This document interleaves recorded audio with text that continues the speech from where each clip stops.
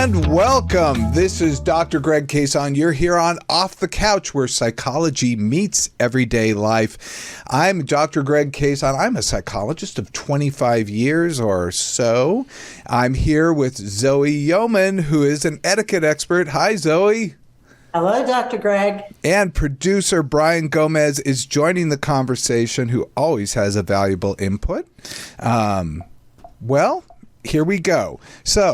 Okay, well, today on Off the Couch, this week in psychology, we are going to be talking about, are music concerts good for you? Does having children make you a happier person? Why do women still take their husband's name? And does optimistic thinking really make you rich? That was kind of a big thing back in the, 70s, 80s. And also psychology in the news, we are going to be talking about a group that is frequently ignored that is finally getting some recognition. And then lastly, etiquette expert Zoe is going to be telling us how to do the right thing. So that'll be great. But before we go there, Zoe, I want to ask Brian. Brian had committed to doing some homework now 3 shows ago. You agreed to keep a daily journal, and then we talked last time. You said you wanted to do it. Did you do it? Well, I thought we were doing it together, so... No, actually, that's just my excuse, but I didn't do it. Very good that you take responsibility there. I have to admire. I was going to blame it on you that you didn't do it, but, well, it was just my excuse. That shows maturity, honestly, so that's good that you're not blaming it on us. But the fact is, I would not commit, if you remember, because I knew I just had no way had time to do this. But it is a good idea. So I think this kind of calls up the nature of homework, especially in psychotherapy and mental health, that homework really needs to follow some rules. That when you work with clients, you want homework to be specific. You want to be able to say exactly what it is they're going to do. You want it to be achievable. You want it to be really not too easy and not too hard. If they're already doing it, it's not homework. If it's something you can't possibly achieve or can't possibly do, it's not good because you're setting someone up for failure. And with homework, you've got to have a clear endpoint. You've got to know when you've accomplished it. So this is all very important, but most importantly, the person who you are giving the homework to needs to agree to do the homework. Believe it or not, there are therapists out there who sometimes give homework and the client doesn't agree, and I've made this mistake myself. They kind of begrudgingly go, okay, but they're not really taking it in. So always doing homework is kind of a thing. It's something you do together. Like if you're in school, let's face it, you have to do homework. So if the teacher says, here's the homework, you have to do it. But in therapy, it's really to help you grow. So if you don't want to do it, then it's not going to help you, then it's your choice. You can choose not to do that. You can not use therapy that way. We did talk about last time that we were going to just try something new instead of actually doing the writing prompt. So I did. I did do something new. I went to a dog shelter this weekend and hopefully I am getting a dog. So fingers crossed. So that's my new thing. That is why I don't go to a cat cafe. I would just love to do it, but I know I would fall in love, and that's the last thing I need to do right now. I literally thought I was just going to see what my type of dog would be, and yep, I found it. Well, we're crossing our fingers for Brian that he might get. Do you have a dog, Zoe, or a cat? Not at the moment. Yeah. Normally we do have multiples, but at the moment we don't have any animals. Yeah, I had that. When you have an animal you're very bonded with, and then it, as they do, they pass. It's the idea of replacement for me is very difficult. Some people, I see them rush right out and get a new animal and they fall right in love again and everything's good. I'm a little slower at that. I have to say I bond very, very profoundly. And then, so when I lose someone, it's not like I make an immediate turnaround. Yeah, it's been 2.5 years, so We're taking our time. That sounds good to me. There are babies, Yeah. Okay, now we're going to be talking about concerts. This was kind of a cool thing of mine because I love going to concerts. I've gone to concerts all of my life. And I want to start with a question, which is, what is your first concert? Zoe, tell us your very first concert.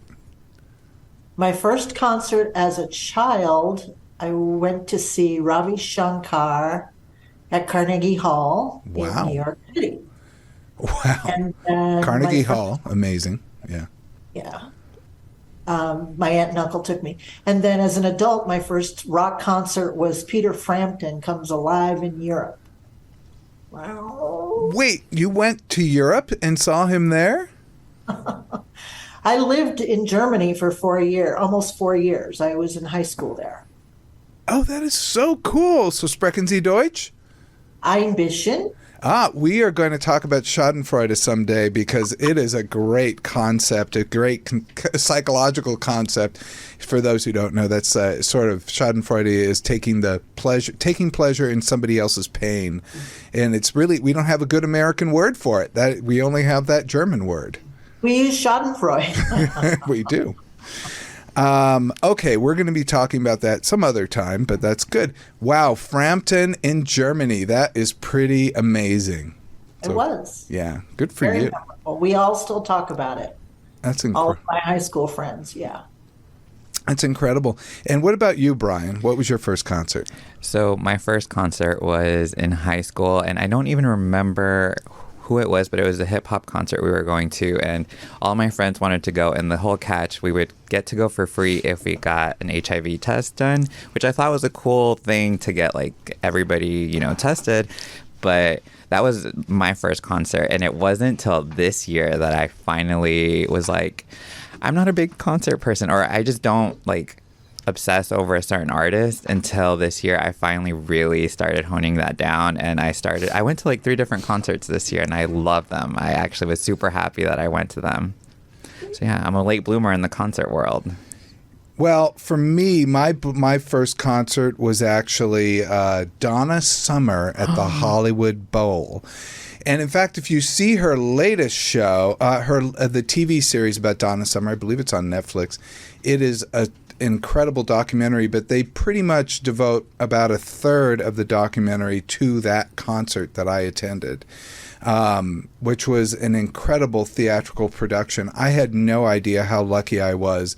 I was 15 years old, and my friend Kim, who was 16, we borrowed her mom's Celica, and we drove, and we sat on the lawn and had fruit punch and brie and baguette, and pretended, thank you, Tony, Engineer Tony just put that up.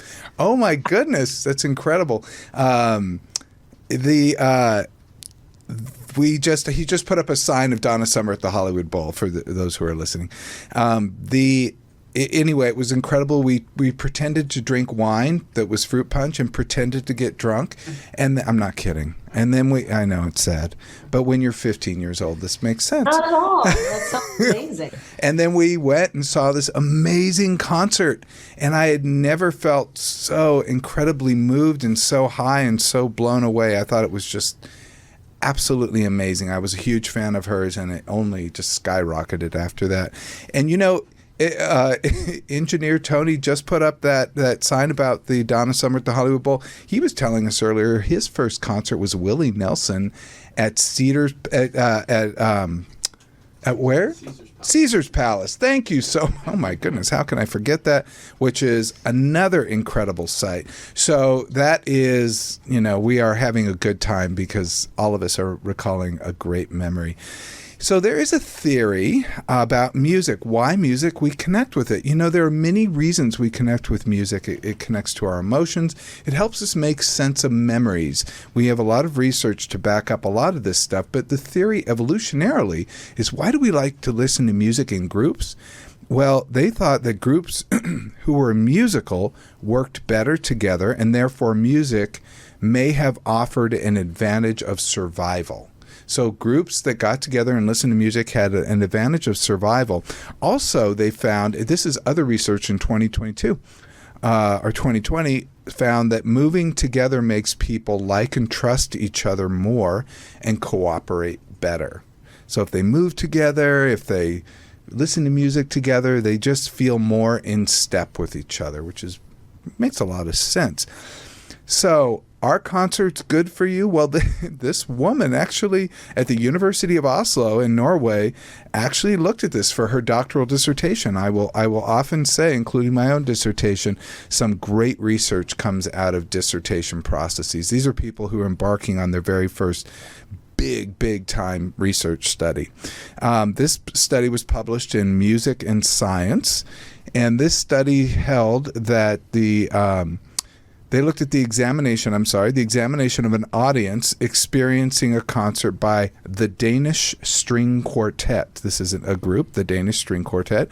They had 91 people sit in the audience and 32 people follow along with on a live stream. And then they were measured. They were given surveys after every musical piece. My goodness, that must have been a rough show, but filling out these surveys. But they measured several things. They measured how connected people were to the musicians themselves and to the audience. They measured the intensity of the emotion of awe. We know that emotion. It's that incredible feeling. We also looked at the feeling moved by the music, and they also hung smartphones around their neck to assess their movements. How about that? So they were assessing their movements, and they found that excuse me, I'm joking around here. The findings that live concerts are indeed venues of social bonding, and they had more connectedness. The connectedness was driven by the listening context. So whether it was live or live stream, people felt connected to the artist. But who are the people that are going to feel more connected to the audience members? I think that's pretty obvious. It's the people that are in the audience. They'll feel that connection with the other audience members. Live attendees felt more connected to audience members, especially when they were moving in sequence. Let me see. People sitting in the auditorium had a stronger connection, even sitting still. So people in classical music venues, when they just sat perfectly still, they felt more of a connection when they were in a venue listening than when they were doing it live stream, because they felt more of a connection to the other audience members as they all sat there perfectly still.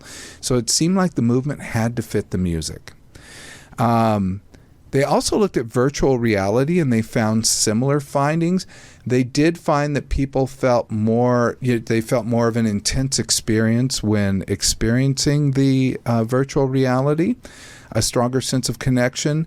There were no differences in how moved people were by the music. So the VR headsets, everything, it was just basically everyone was touched by the music in the same way. But live concerts gave the strongest bond. I also was curious about this. They didn't do this research, but pre-recorded concerts like we're seeing now with Taylor Swift's The Eras movie really kind of made me think, based on this research, the artist isn't there, but you're hearing the music. So it's like a live stream, but she's not live streaming. It's a movie.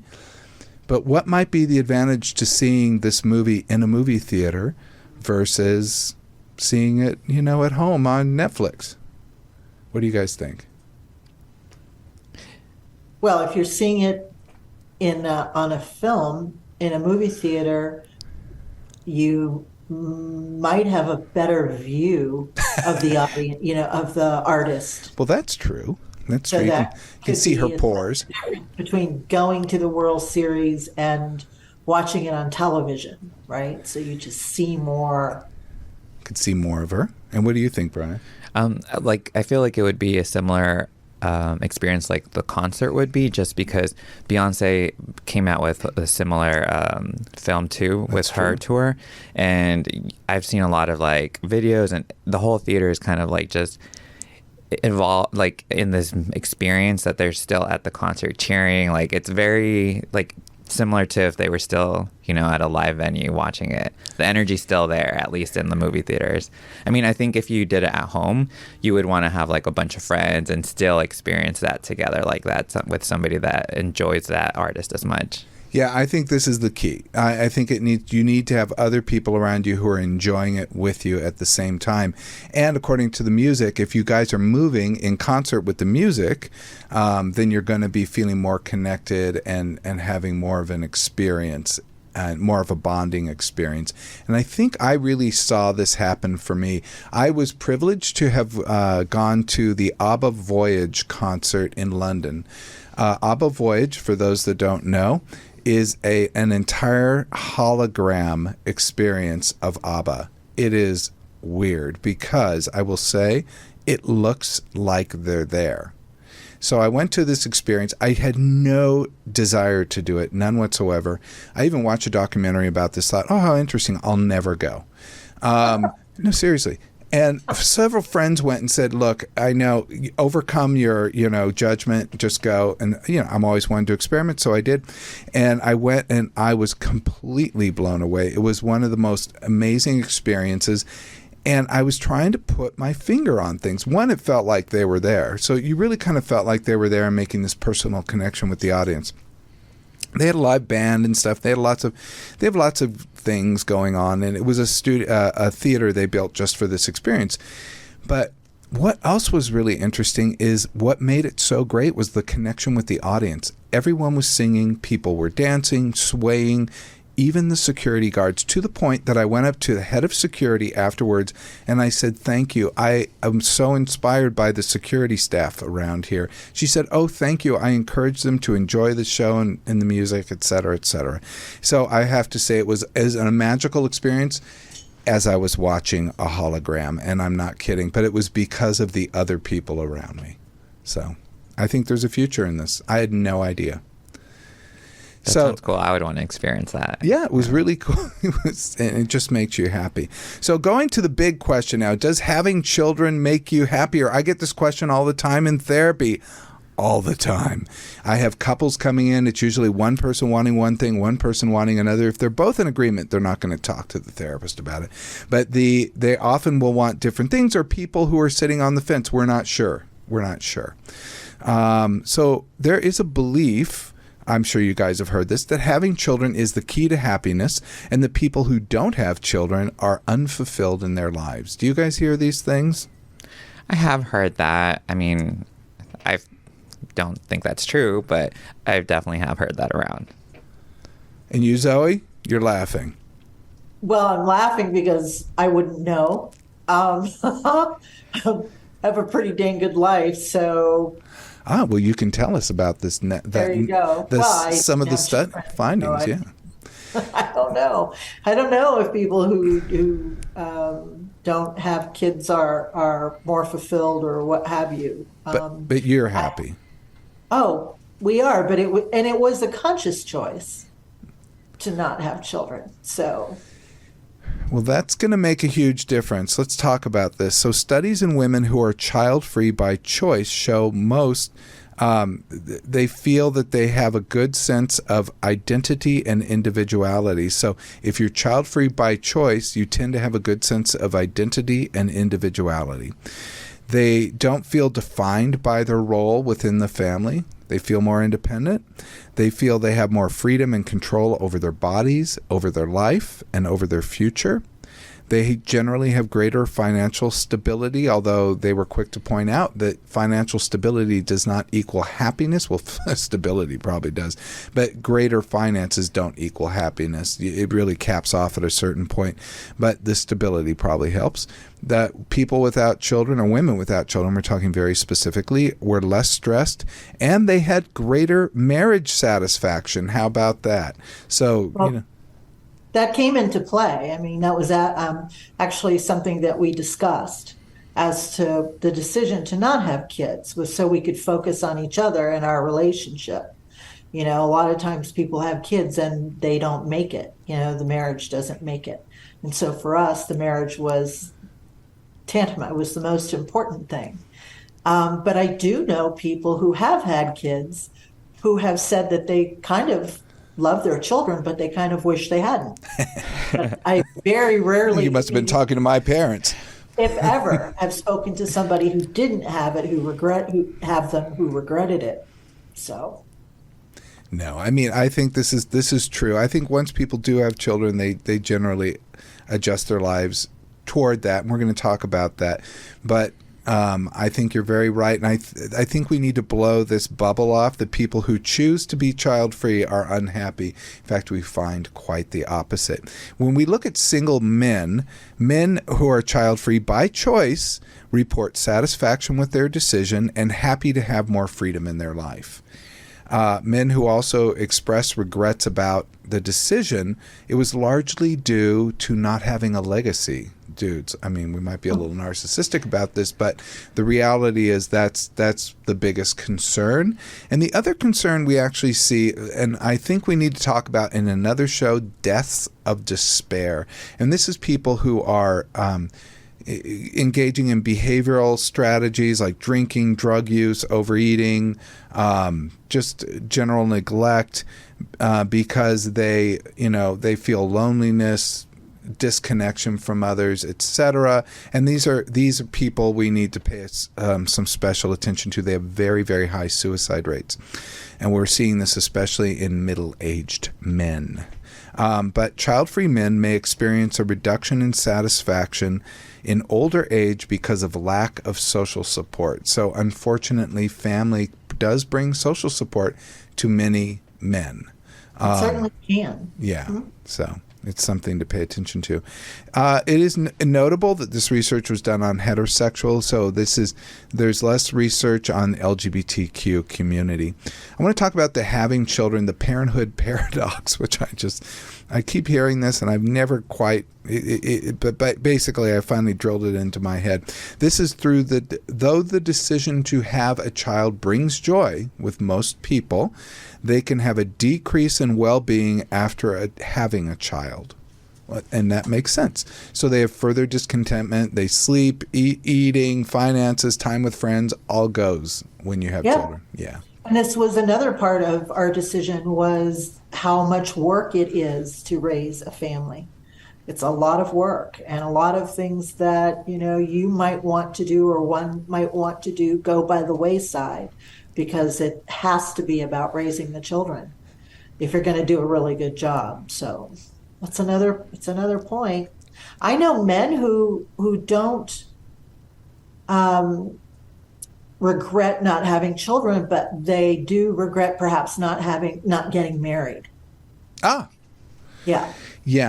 I mean, that's another one too, and perhaps we can talk about that, but I can certainly understand that. It seems like straight women, though, heterosexual women, feel more unhappiness than men when they do have children, because the burden of care falls on them. So much face it. Yes. So, I mean, often dudes are, they're cool with having children because they don't have to do as much. But I mean, from the moment of conception on. So it's if you can find a partner who's going to be a co-parent, an active co-parent, and you work in a place where you have work family supportive policies, where you can, take off, you can go, you can take time off, you can, and you feel there's support, you can have childcare at work, etc. All of this stuff does help people to be able to feel much more happy with their work lives. I think a lot of times what I saw was that the men had a life. They were on the golf course, they were doing this, they were doing that, and the women were stuck at home with the kids. Yeah. And I just said, that's not what I want. I don't want that. I don't want to get left, while you go out and have a life. So for me, it just wasn't... It wasn't part of your choice. Yeah, but the key is you made the choice, and that's what, there's power in the choice. It's interesting in Norway, where I spent some time this summer. They don't report a loss of happiness when having children. They have a very, very equal society, and they're very supportive of families. That's true. Yeah, so it's just interesting to notice that. So I'm going to zip through this. There's the eudaimonic well-being. Eudaimonic is a word I hadn't heard before. EUDAIMONIC, just for those of you who are going, what the hell is he saying? Parenting can lead to greater meaning in life. You think I'd know it, but so be it.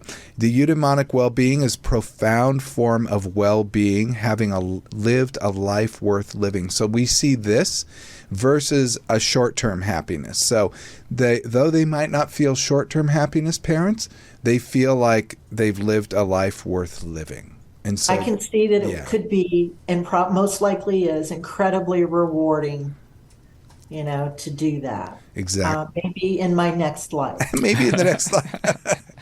So regrets do come from certain people. Child-free older adults tend to have, like we said, high life satisfaction and resiliency against poor mental health.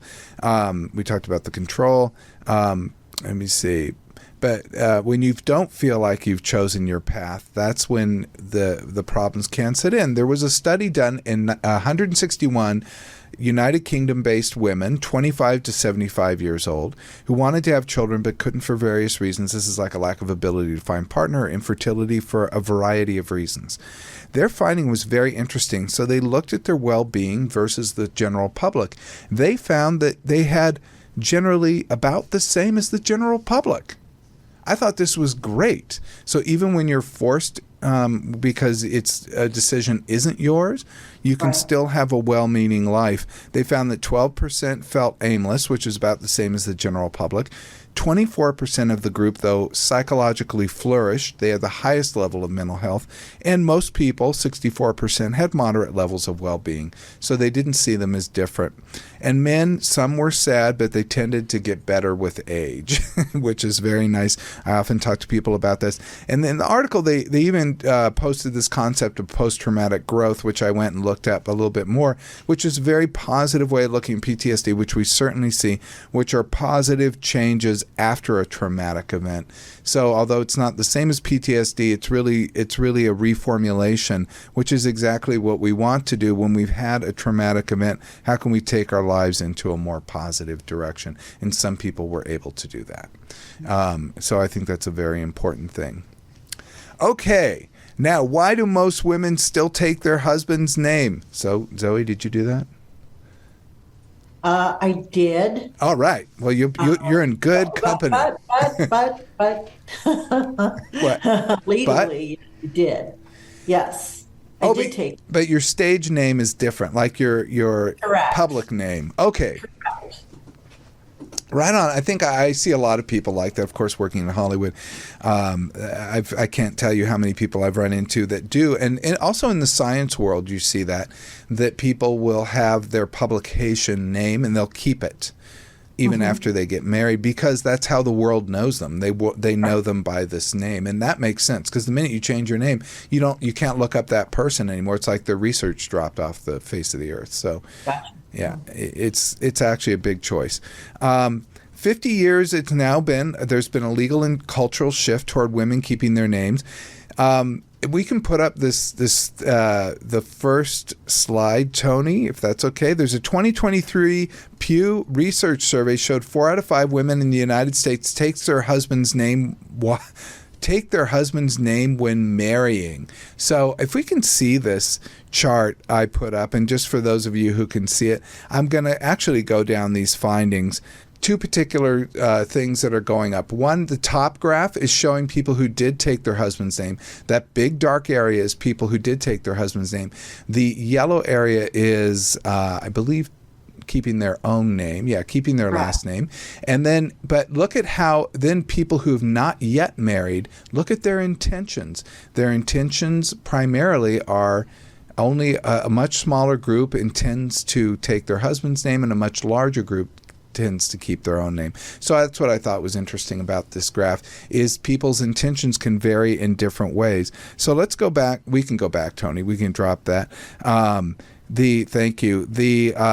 There's a Northeastern University professor, Susanna Danuta Walters, I thought was very funny. It was quoted in this article as saying, what's the reason for this? She said, in a word, it's patriarchy. And that was interesting, because when you looked at the research from the women who said it, I don't think this was too off. The reasoning, people said things like, it's just easier to go along with tradition. I don't want to rock the boat. A pretty solid reason, I thought, was wanting the same last name as their children, which is embedded in society, and they don't want to appear to be different from their children. But also a big reason was just their spouse wanted them to do it. So, and when we first get married, there's a lot of limerence. Perhaps it's just a really intense love feeling. So people can actually go through that. Fewer men, though, a surprise, surprise, consider taking their wife's last name when they get married. 92% of married men keep their name. 5%, I was actually surprised it was that big. 5% will take their wife's last name. How about that? Interesting. Yeah, and the reason that the men gave why they don't do it typically, what do you think? To keep their legacy. No. Well, that's good. I like that because that kind of fits with the last thing. If it's good, that kind of makes sense because I do hear that they believe it's emasculating. I can see that for them. So, I mean, the whole patriarchy thing that I think was, in a word, that was pretty much right on. Hyphenated names. Now, hyphenated names, I'm sure a lot of people have them out there. I can tell you my beef with them in a second, besides they're really long. Really long. What? Really long. Some of them can be very long. 5% of women hyphenate. Only 1% of men hyphenate. So there are women who hyphenate when the men don't, which I think is pretty interesting. What I don't like about hyphenated names is not that people hyphenate their names. It's that what if two people with hyphenated names meet? Like there's a person with a hyphenated name and they meet, another person with a hyphenated name and they decide to get married. What happens then? Do they have 4 names? Do they hyphenate those names? I've never seen that. So I imagine they just pick a new name or something. But yeah, you see the inherent problems in this. I see it. I never thought of it before, but I do see it now that you've brought it up. Yeah, I think about weird things. So yeah, it's just something that we all want to start to think about. There was another graph. Can I put that up, Tony? I thought this was really interesting. Thank you. There's another graph that says younger women or women with postgraduate degree and Democratic women are more likely to keep their last name after marriage. So younger, postgraduate degree, and Democratic women. I thought this was interesting. So it really does, people who tend to lean more Republican or tend to have less education tend to be more traditional. And I just thought that was really interesting. I have a neighbor and I called her by what I thought was her last name. You know how hey, Mrs. Jones, how are you today? And she said, my last name isn't Sana. Don't call me that. That's his last name. Okay. Oh, sorry. Right on. She didn't need to tell you they were having problems. She told you in a different way. She gave me the business. Yeah. So that was interesting. So there you go. But I just think it's I thought that was a fun study. It was just Pew Research, but Pew Research comes out with such cool stuff. It's just a little reflection on society and makes us reflect on how we choose things. And do we not think those are psychological? Those are absolutely. It's how culture shapes our attitudes. And this is indeed a cultural attitude, and it translates into behavior, which is taking your partner's last name. So I just thought that was really fascinating. Now we're going to go to one I grew up with. I know I read Napoleon Hill's Think and Grow Rich. And I think there was a whole bunch of business books. I was really into self-help. As I'm telling you, I was a weird kid. I was really into reading these kinds of things, and I liked all this, self-development stuff. And I'm this optimistic thinking that was really pushed by that, and Dale Carnegie and all these kinds of early thinkers about how to have a more positive psychology. And it wasn't until later that I realized more nuance in this. And the Think and Grow Rich, in looking back at the book, right before I came on, I looked at the chapter titles and whatnot. I realized it kind of starts that way, but then ultimately they do get you into like developing a plan and all this stuff. They're trying to help you through a few humps of being more optimistic so that you can, not put limitations on yourself. But people with optimistic thinking often think that thinking positively, making a vision board, we heard this with The Secret and all kinds of things, like thinking positively will get you money and things. And there are whole religions based around this. I'm sorry I can't quote you one, but I know there are. The optimistic thinking really helps bring happiness, good health, and longevity. And we certainly do see some advantages in having optimistic thinking. But they did a study, it's published in the Personality and Social Psychology Bulletin from the University of Bath. And they did a study, again, another giant UK study, UK survey of 36,000 households, looked at people's expectations of their financial well-being and compared them with their actual financial outcomes. So they're looking at, people's thinking style and then, did they really achieve what they thought they might? So their findings were, what do you guys think? You probably hear where I'm going with this. Well, I would think that it would have to be instrumental, entirely instrumental in helping someone succeed. Is knowing you can do something and thinking that and being positive around it. That's got to be a big plus. And you, Brian? No, I agree with Zoe completely because you need that resilience in case things just don't work out. You got to keep getting up and going forward. You need to be able to look past whatever's not working out, Well, they found that excessive optimism is associated with lower cognitive skills such as verbal fluency, numerical reasoning, and memory. Now, what do you guys think? That excessive optimism gets in the way of people's thinking. And they found that people with high cognitive abilities tend to be both more realistic and pessimistic in their expectations about the future. So how does this translate? Well, the people with lower cognitive ability make more errors in judgment, and they both have in both pessimistic judgments and optimistic judgments. So in both discerning negative things as well as positive things, they make more errors. They also found that if you have a lower cognitive ability, they tend to have what's called a more self-flattering bias. People essentially delude themselves to a degree. Well, I think sometimes, depending upon who raised you, you might really need that. I agree with you. I agree. Sometimes you need to pull yourself up and out.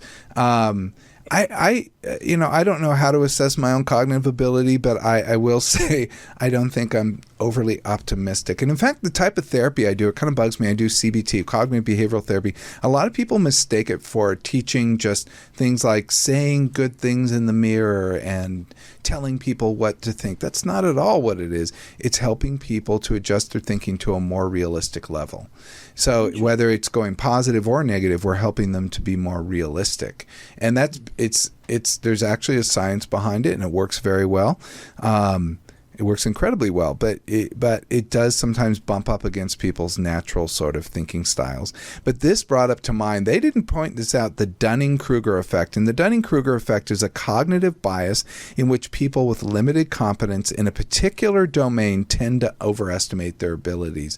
Let's see that on the graph, Tony, if we can.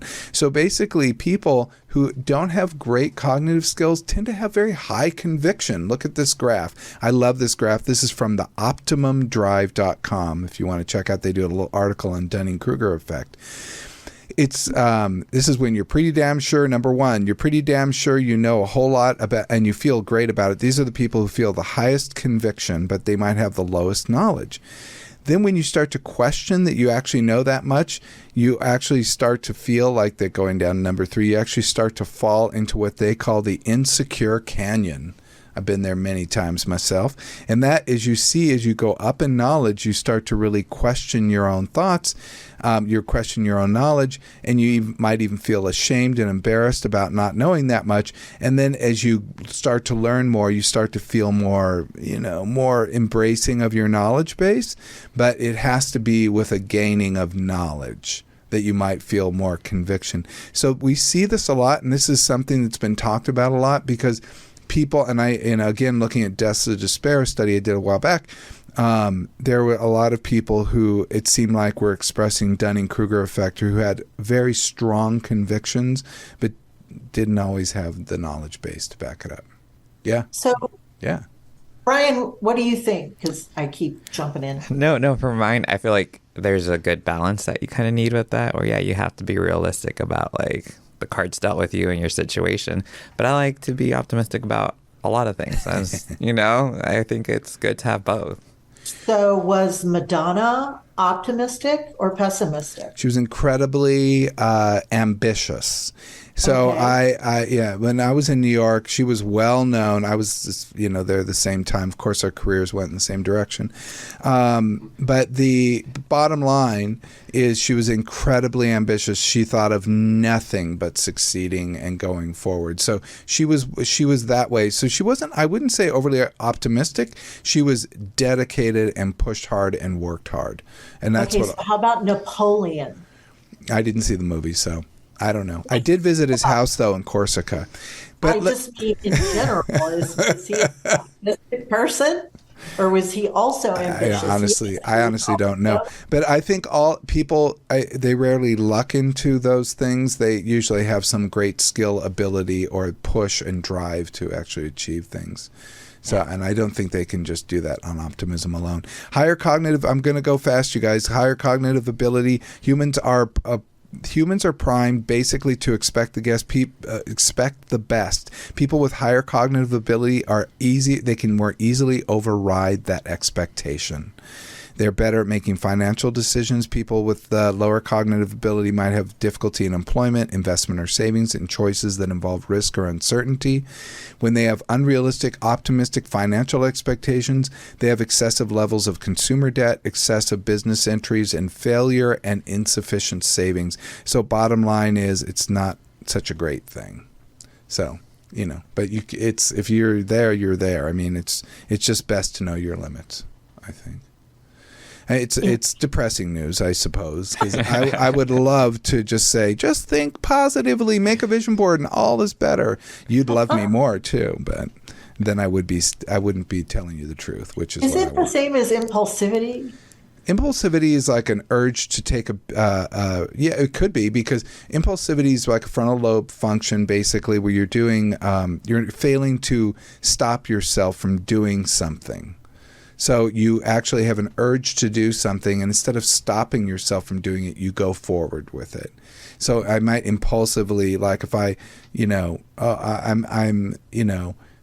might impulsively, I don't know, like steal a watch I see sitting there, and I'm like, oh, I didn't plan to do it, but it just happened, but most people would see a watch sitting there and go, whose watch is this?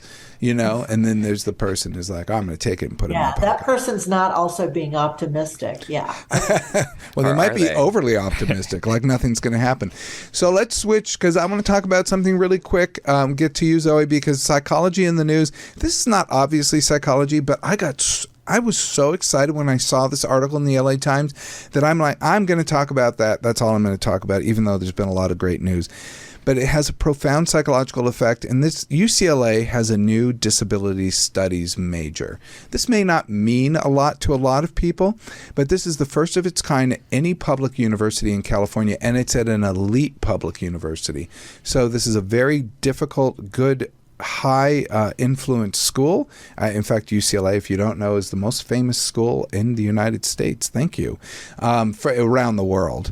And it really reflects that we're taking disabilities a little bit more seriously, not just to have a class or to stick it in the rehab department. We're having a major that's unto itself. This was interesting because there's been an increase in disability accommodation requests at the 10 UC campuses. They saw them jump from 5% in 2018 to 7% in 2021, which means this is a significant group of people that it's going to affect. Let me go down why it's important. Many people with disabilities feel pressured to downplay their disability, even as things like now we see ethnicity and sexuality and country of origin and all these different things, people celebrating them. People with disabilities tend to want to hide, or they're encouraged to hide the disability. Jeffrey A. Brune, who's the co-editor of Disability Studies Quarterly, stated, we see disability as, and he was stating positively that they see disability, in fact, as a social construction, very much the same way we see race, gender, and sexuality are constructed. But there's a problem. This is not just social stigma that's holding people down or lack of accommodations. There's an institutional bureaucracy. So getting a new major is a big deal. And taking these disability programs out of the medical model and rehab and nursing and putting it into the social sciences and humanity where it can be studied. These are people. These aren't medical conditions. These are human beings who are having an experience, who have a culture unto themselves. I used to work with in case management with clients who were deaf. I was over the deaf case manager. But one thing that was impressed upon me constantly was this is a different culture that we're working with, and when you understood that, everything made sense. You can't compel people to fit your norm; they're fitting their norm. This major also is big. We could go on and on. It means full-time faculty. It means people don't have to take time off, because people who have disabilities, sometimes they need health insurance, they need funding for home care, they have a stipend that maybe it depends on funding, but if they take a part-time teaching gig, they're not going to be able to do it. So it was just really cool. And there's another piece I didn't say, which is just personal to me, which is I have an older brother with a disability. I grew up with someone. He's 11 months older than I am, and that was a major force in my life, of probably the major reason I went into psychology, which I said someday we can talk about my personal stuff, but that's certainly a big piece of it. So understanding how we're treating people with disabilities and the differences within that, group, if you will, there's so many differences and varieties, so many hidden disabilities. There are people who have apparent disabilities, but there are people that have hidden disabilities that you don't know. So we've really got to understand that there's a variety of differences with things. I thought this was so cool. Also, really quickly, looking at the another culture, African philosophy. There's an African philosophy called Ubuntu, Ubuntu, Ubuntu, that promotes the common good of society and includes humaneness, and each person is an integral part of society. And they see people with disabilities as no different than the norm, where other cultures tend to see them as different from the norm. This was another dissertation study, but the bottom line about this was the disability by this group, by this philosophy, disability is seen like a blanket that any other spirit is wearing. I love that. They do not see disability as the real person. They do not see, quote, the soul is not, they say the quote, the soul is not disabled. So I thought that was really beautiful. That's beautiful.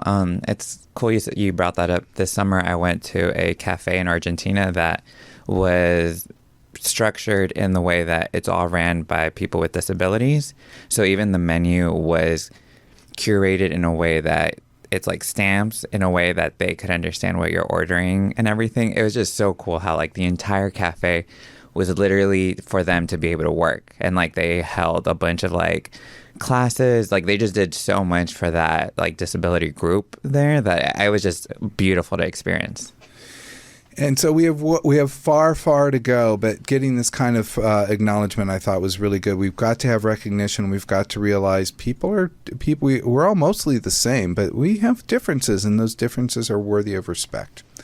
But that really brought me to you, Zoe. You actually have something very valuable, which is what could be some etiquette. What is the etiquette with people with disabilities, whether apparent or hidden, that you might encounter? What is the etiquette, the proper behavior for us? I think generally speaking, to treat them as you would anyone else that you would meet, whether that would be shaking their hand, spending time with them, asking questions. Certainly you want to think before you speak at some point. You want to be careful about touching them other than shaking their hand, touching their wheelchair or asking them if they need help, or, well, what's wrong with you? What happened to you? You just want to be really sensitive around their feelings. Uh-huh. And but otherwise, they should be treated. If you're standing around with your husband or your girlfriend and you're going to meet somebody, of course, you would introduce yourself and them. to the person. And so the same would be true if they're with a caregiver or with a friend. You would reach out to that person as well. So there's lots of great things, and people with disabilities really want to be treated like anyone else. Like human beings, yes. Yeah, like anyone else. No, it's very interesting. The whole caregiver thing, it's like some people will talk to the caregiver and not to the person who has the disability.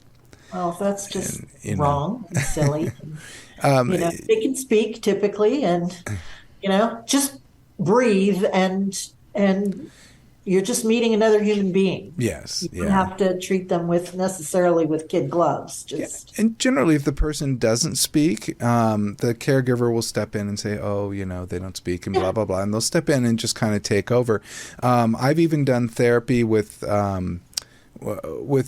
operators, like doing and TDY, the telephone service, and they actually will have an independent person who will communicate, and which is very interesting, because this is really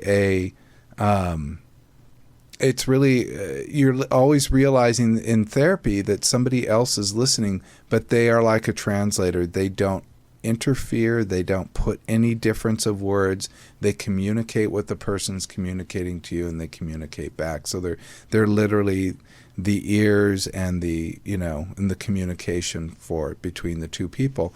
That there are always ways to go through things, and I think we've got to show respect and understanding, and that's going to help us. Well, even in the arts, whether it's film or theater, persons with disabilities are given, a way to be more involved. And so, the Screen Actors Guild has a special, place for them with regard to how and what and who they are. And instead of putting someone in a wheelchair who may necessarily not need a wheelchair, actually using someone, who is a paraplegic, etc. So I'm excited about the UCLA study program and that major now. That's wonderful. It's all wonderful. It's good stuff. Yeah, it's nice to see from an elite university. It's nice to see, because I know every university drags its feet, but because they're intense bureaucracies. But it was really nice to see that academic recognition, which I think will have a great deal of difference just knowing it exists, and it'll be a teaching tool on its own just by existing for the other students. So, if they even never take a class, just knowing it's there. So I think that's a great thing. So thank you so much. And thank you for those tips, Zoe. I think there's always so much we can do, and it's worthy that people be very mindful and look up, ways that they can be helpful with people who, have differences than themselves. But that wraps us for the show today, guys. Thank you so much. That was a lot of stuff we covered in a short time. Until next time, this is Dr. Greg. That's Zoe Yeoman. Bye, Zoe. And Brian Gomez. Thank you. So until next time, be present, be flexible, and be kind.